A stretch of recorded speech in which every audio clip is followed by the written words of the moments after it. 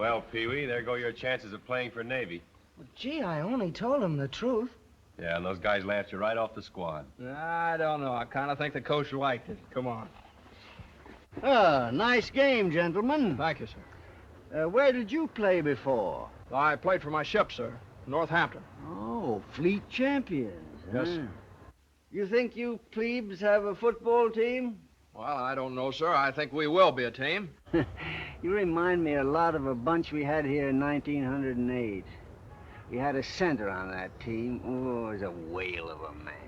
His name was Carter. That was in 1909, wasn't it, sir? Well, how did you know what year it was? Well, I try to know everything about the academy, sir. You know, you remind me a lot of someone, but I can't place the resemblance. Did you ever have a brother here in the academy? No, sir. Well, no matter. How would you gentlemen like to come and have dinner with me some night? Tell you something about Navy football. We consider it an honor, sir. Oh, stow it. Be a pain in the neck, and you know it. Cross. You wouldn't happen to know anything about the 88 squad, would you? Yes, sir. You played end on that squad, sir. Right in. Oh, yes. Good day, gentlemen. Don't forget that dinner. Now, sir. Thank you, sir.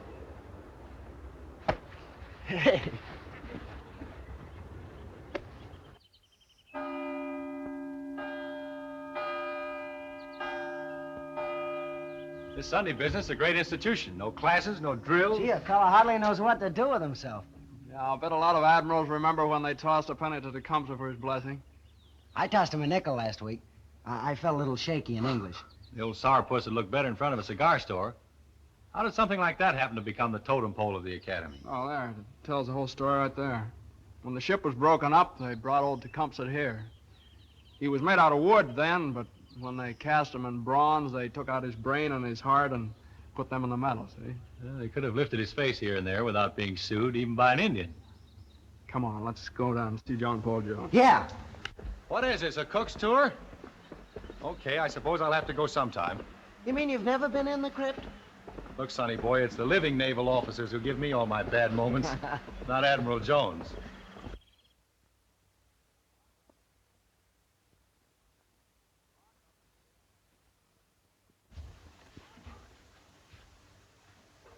Raj, I'll bet you're the only midshipman who hasn't stood in front of Paul Jones. You sure are steamed up about this Navy business. Mind telling me why? Well, from the time I was 7, I've never thought of anything else. Now, you break down, Mr. Ash, and tell us why you're giving your all for dear old Navy. Look, my little chickadee, I came to the academy because it could get me places faster. Look at all the society dames that flock here. Gals with a pot full of money, mooning over all the dear little midshipmen. That uniform does things. It's going to do things for me. Isn't that sort of cheating the people who are paying for your education and also paying you while you're getting it? Oh, I'm going to do everything demanded by the regulations. Pass in every study, make every formation, salute all the officers. Well, that's nice of you, Raj. But if you guys think I'm going to put on an ensign's uniform and be satisfied with $150 a month, well, you're both nuts.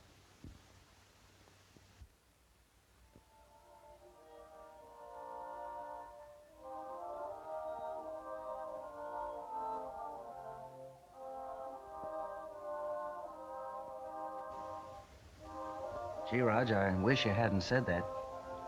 Ever since we've been together, I've been thinking how swell it would be being shipmates with you. Oh, you still have Truck here. He's Navy enough, even for you. They tell me those ropes are solid gold. I'll bet this layout cost a pile of jack. Come on, let's go. Sure, this excitement's killing me. Come on. I have to go to the library. I'll see you at supper.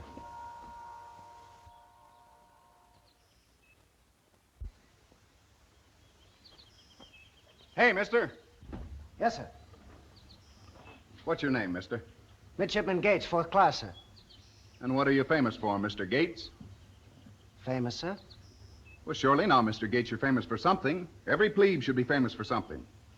Well, I'm afraid I'm not famous for anything, sir. He's not famous, Mr. Parr. What's the plebe coming to? What indeed, Mr. Hornet? Do you know who I am, mister? Yes, sir. You were just addressed as Mr. Hornet, sir. For that, you'll report to my room in 15 minutes, mister. Aye, aye, sir.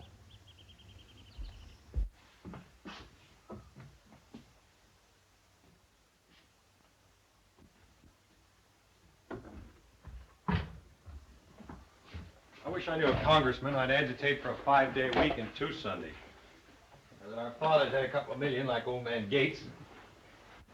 That is, if we had fathers. But don't misunderstand. Personally, I think this is the finest orphan asylum I ever attended.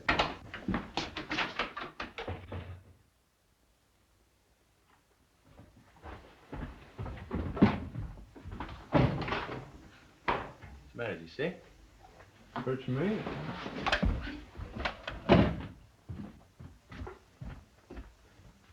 What's the matter, partner? Nothing. I'm all right. Please, Raj, just let me alone. Well, don't tell me Midshipman Gates is homesick. No, I'm not homesick. Who did it, Dick? Did what? I don't want to talk about it. You mean some slug gave you a hazing? He's been paddled, all right, and from the looks of his pants, he got it good. Who did it? I don't know. With a broom? No. With a maple paddle. Aye, that dirty rat.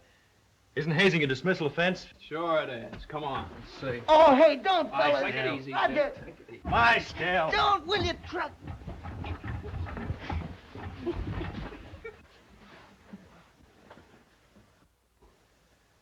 Who did it, Dick? I was coming back from the library, and somebody yelled, "Hey, mister," and asked me if I knew who he was. I told him he was Mr. Harnett because the fellow with him had just called him that. Then he told me to report to his room in 15 minutes. He got paddled for doing nothing. Harnett tricked him into giving the wrong answer. What wrong answer? Well, you see, a plebe isn't supposed to know the name of any upperclassman. So when an upperclassman asks a plebe, "Mister, do you know who I am?" the plebe must answer, "I don't know." That's the only question to which a plebe can answer, "I don't know." Where can I find this Harnett? Oh, please don't, Raj. Yeah, well, don't worry about Harnett. Class will take care of him. He's been bilged out twice. Somehow he's gotten himself reappointed both times. If some slug like Harnett tries to run me, can't I invite him to put the gloves on? Yeah, you can do that. The only trouble with that is if you're wrong, you may have to fight the whole class, one man at a time. A pleasure.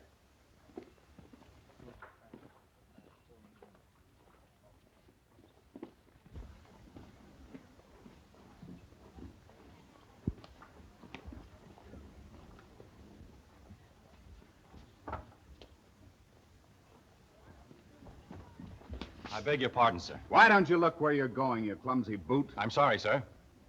What's your name, mister? Ash, midshipman, 4th class, sir. You know who I am, mister? Yes, sir. You're a double-bilging slug by the name of Harnett who keeps a maple paddle in his room to use on plebes half his size. Meet me in the gym in 15 minutes, mister, and be prepared to fight. A pleasure, sir. And I'm going to knock your block off, sir.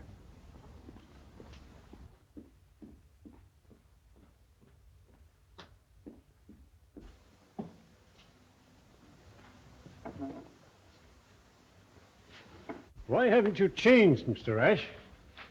I'm ready. All I need is a pair of gloves and a place for Mr. Harnett to lie down.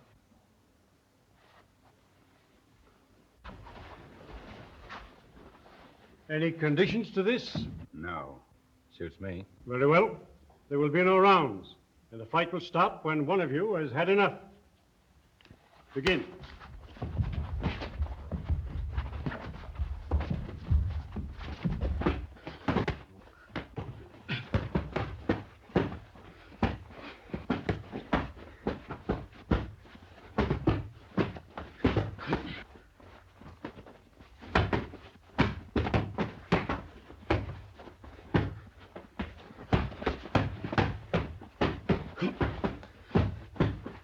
You shouldn't leave with your chin like that, Mr. Harnett.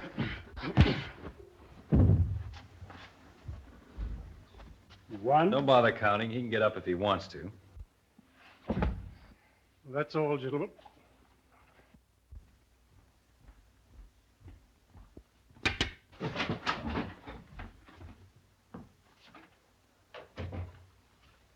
Perfect picture, I should say, Mr. Kelly. A picture of laudable industry and application. Extremely satisfactory.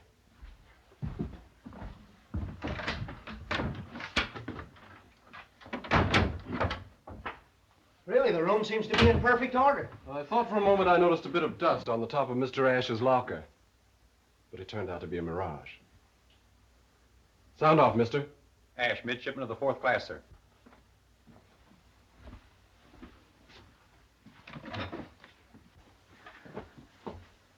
Mr. Ash, I should like to ask you whether or not you intend to make a practice of beating up on upperclassmen. By no means, sir. Am I to understand, Mr. Ash, that you do not think it good form to engage in fisticuffs with your seniors? I do not think it good form, sir. A splendid decision. We are inclined to overlook a certain incident, Mr. Ash, as being perhaps justified. But it must not be considered a precedent for like incidents. Do I make myself clear, Mr. Ash? Perfectly, sir. May I inquire, Mr. Ash, what you are famous for? I have no claim to fame, sir. Come now, Mr. Ash. I'm afraid you're being too modest. You are a gridiron gladiator, are you not? Yes, sir. Did you not play football for Southern Institute? Yes, sir. And did not the newspapers take heed of your sterling aptitude in pigskinnery? Come, Mr. Ash. Yes, sir. I believe the newspapers did mention my name once or twice. Ah, I knew it must be so. And also, like every other athlete, you save these priceless recitals, put them in a scrapbook to form, shall we say, a garden of memory. Yes, sir. May we look at the souvenir of your civilian days, Mr. Ash? Sir, Get the book, mister.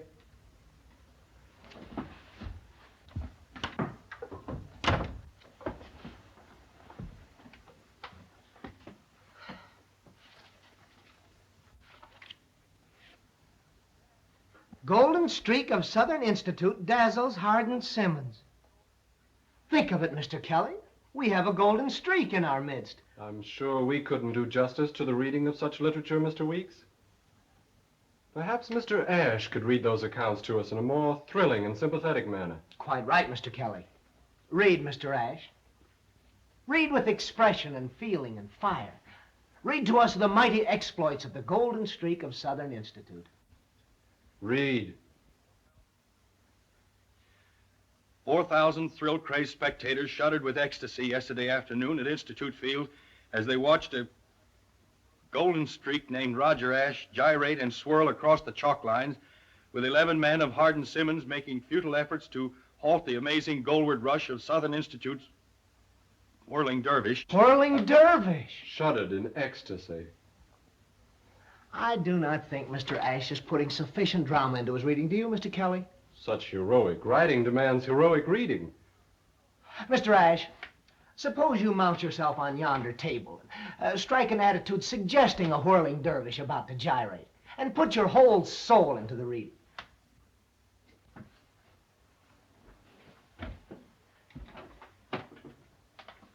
Ash toe dancing, hip shifting his way. I think Mr. Ash should be more spiritual in his interpretation. Quite correct, Mr. Kelly. Poise yourself on one foot, Mr. Ash. And don't forget the hip shifting. Through the clutching hands of a despairing opposition was a streak of lightning, a hammer of Thor. Elusive as a wraith, he ripped and slashed the Hardin line to ribbons while he galloped for 26 crushing Southern Institute points and thundered his challenge for all-American recognition. Mr. Ash, I dislike to interrupt, but I suggest you memorize those clippings.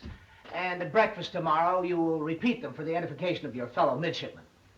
All hands should be made familiar with the hero who moves so modestly in our midst. You may get down from the table, Mr. Ash. May I remind the gentlemen that this is a study period and that this visit is against regulations? Mr. Ash, you will report to my room tonight. And bring your own broom. May I inquire why I am to be swatted? Certainly, Mr. Ash. For assuming that a first-classman does not know the regulations. Very good, sir. I'm glad Mr. Ash smiled when he got out that last very good, sir. I'm for him. Only because he got the Academy rid of Harnett. And what are you going to do when Mr. Ash comes around this evening with his broom? I'm going to be out. What will you do? I'm going to be out with you.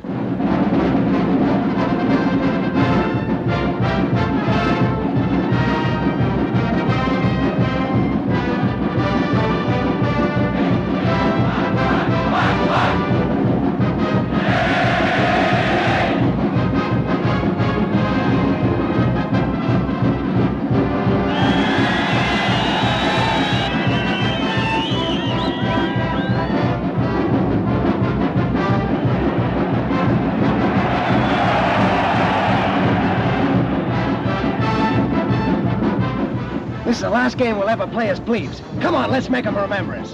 Let's go.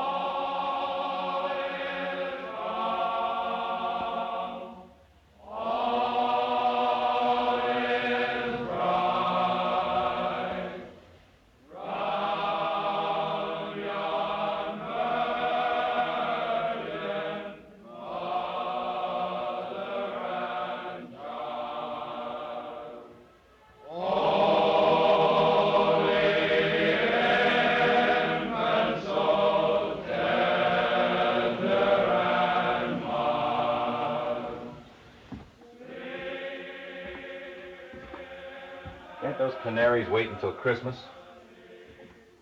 They've been warbling like that for 10 days.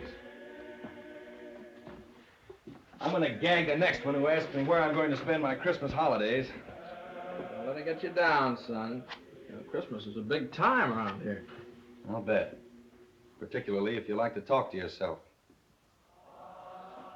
Say, how about you and me shoving off for a day or so? We'll go down to Baltimore or Washington. No, brass buttons are a dime a dozen in those towns. I want to go where this sailor suit will do me some good. As a matter of fact, I was hoping Dick would ask us up to his place for Christmas. That sister of his interests me strangely. Hello, Dick. Well, what are you two hatching up now? We were just trying to decide where to go for Christmas. Didn't I tell you I'd do the thinking for this outfit? You're both coming home with me for Christmas. Well, didn't you know? How do you like that? He sits back and lets us think we're going to be stuck in the monastery and never even opens his yap. Get the broom, brother, get the broom. Gee, this is going to be the happiest Christmas of my whole life. Ow!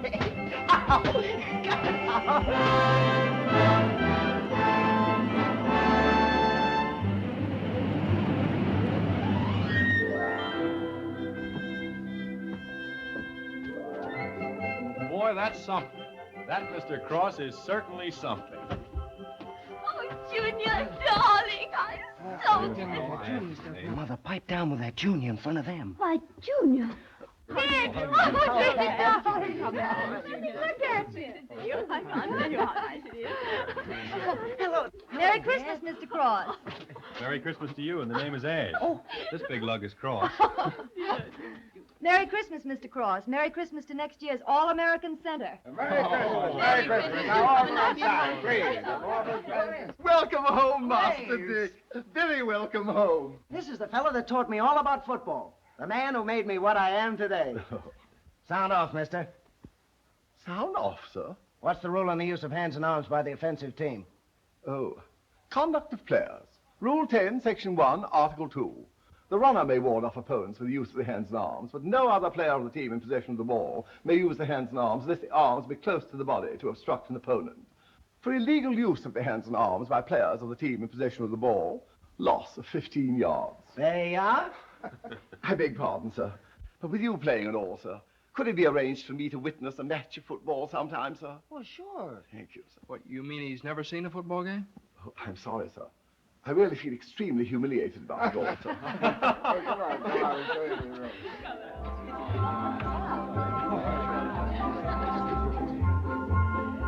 It's good of you and Roger to give up your Christmas leave to come home with Dick. He'd have been miserable away from you for 10 days. Oh, well, it's mighty nice of you to have us, Miss Gates. What's the matter? Is something out of place? Just one eye. It wandered off in the direction of Mr. Cross for a moment, and I'd like both of them, please. You know, I feel as though I'd known you for 1,000 years. Oh, you're making me feel ancient. You're the first and last person I see and talk to every day. Oh, you mean my picture? Yeah, he muscles that from Dick. Took advantage of his size. And, this is for Helen. Merry Christmas, Helen. And now we come to the Navy. Dead-Eye Dick, Peg-Leg Truck, and Jolly Roger. As fine a bunch of cutthroats as ever scuttled a ship. I take great pleasure in dividing the swag recently captured from me by that old pirate, Captain Pat. Oh, thank you, sir. Well, why don't you open them? Don't you want to see what's in them?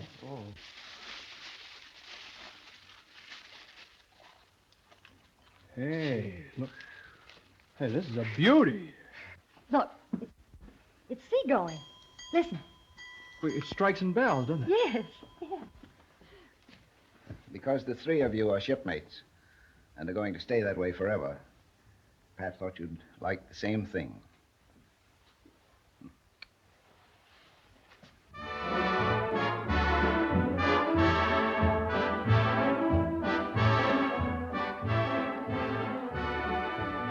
Does Junior, that is Dick, get seasick? Seasick? Oh, we haven't been on the ship yet. Oh, well, if he does, I wish you'd remember to give him a pinch of baking soda and put an ice bag on his head. Yes, ma'am.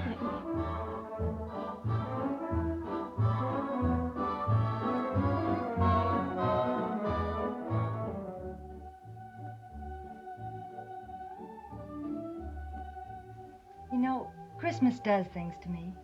What sort of things? Oh, peace on earth and lumps in the throat. I don't know. It's sort of a great, overwhelming desire to love everything and everybody. I'd rather you concentrated. Aren't you a bit selfish? Mary, you mind? Not especially. Look over your shoulder. Huh? No, the other one. Oh. Now close your eyes and make a wish.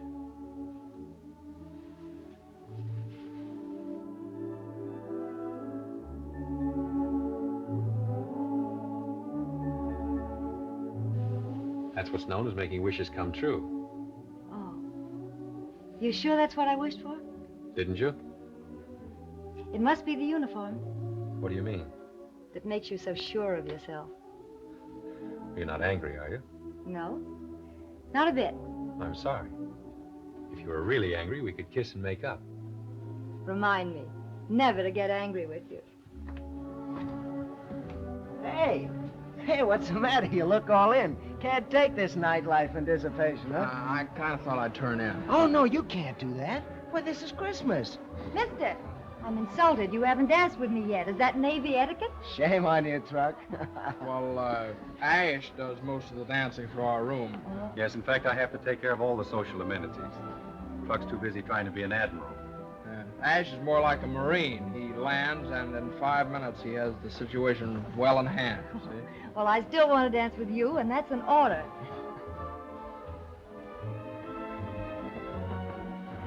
You know, I'm afraid my dancing isn't as good as Ash's.